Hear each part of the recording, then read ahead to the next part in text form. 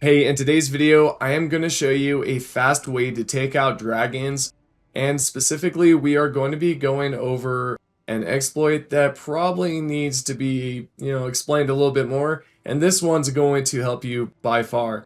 So let's get into it. We are going to take this route to acquire a specific crossbow.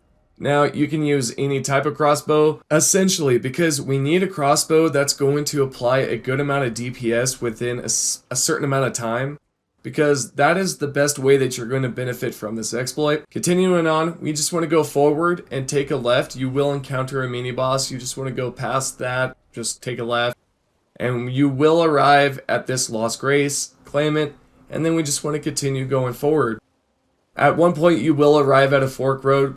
There's either going to be a left or a right. You will absolutely need to take the left side. This is going to take you to one of the bosses. Not only this is going to take us to one of the items that we need as well. As you take a left turn, you will notice some enemies that are falling from the sky. Do not worry, go past them as well. You will then continue forward to meet this first boss that we will take out eventually. But again, we need the item first, so we cannot do anything right now. So just go forward and go around this corner. You'll take a left. Some of you might find this path familiar from the other video. If so, you already have the item, so you could just skip past this.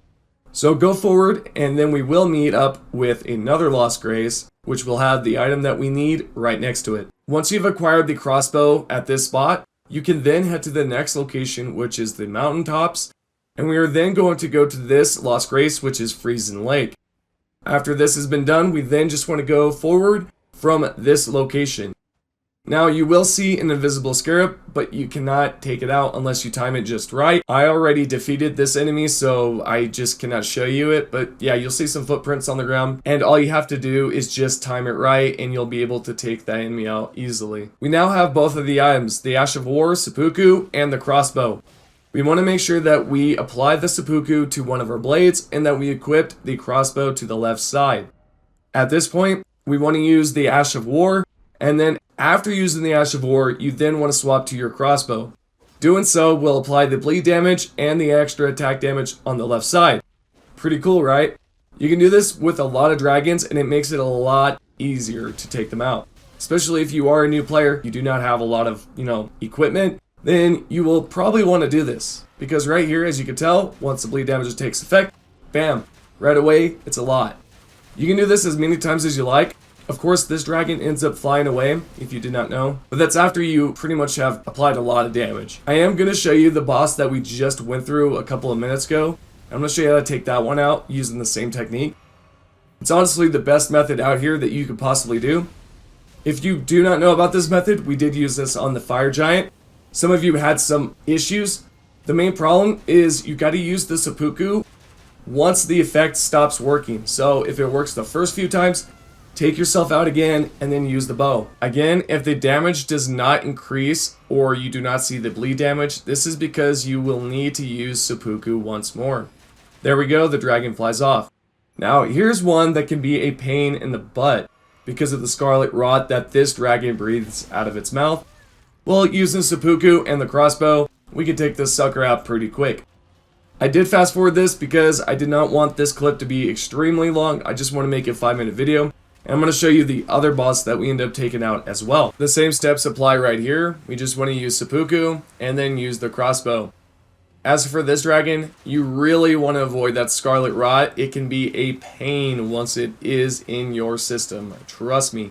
It starts taking away health like no other, so you will have to spam down some of those good old, flasks. So make sure you do that. And then you just want, like I said, just continue doing this. I mean, it's that simple. And you can do this for a variety of dragons. It's not just one or two. It works for all of them. Now, if you missed out yesterday's video, I would highly recommend checking it out. We go over a respawn boss glitch that you can do with one of the dragons. And it is possible on the MOHG. It just takes perfect timing. So let's continue forward. We got the dragon heart right there. And for the one that we passed, trying to acquire the item, the same steps apply right here. This one is just as easy. We need to hop on top of the mountain and use seppuku and the sword once more. It is just a rinse and repeat process. I mean, this is honestly the fastest way to take out any dragon if you are a new player, or let's just say that you do not have a lot of stats up, or you're just not, strong enough. It makes all sense to me, right? Today I will have a Fallout 76 video for a scoreboard glitch. Make sure you check that out. Let's also give a huge shout out to all of our current YouTube members. Thank you to Crisp Nug, Robert V, Monkey, Diabolic Raider, Merciless Shadow, Hell Inc., Tyrone C, X3, Chicago Bears, King Nasty, Captain Ziggy, Jace, Mike Each, Big Case, Captain Awesome, Ipagun Death, Syringes, and Dixie. Wow, the numbers are really getting up there, guys. I appreciate all of you remaining as current members, especially the ones that have been around for 3 months. So yeah, really cool stuff. Appreciate the support, and I will see you all on the next video.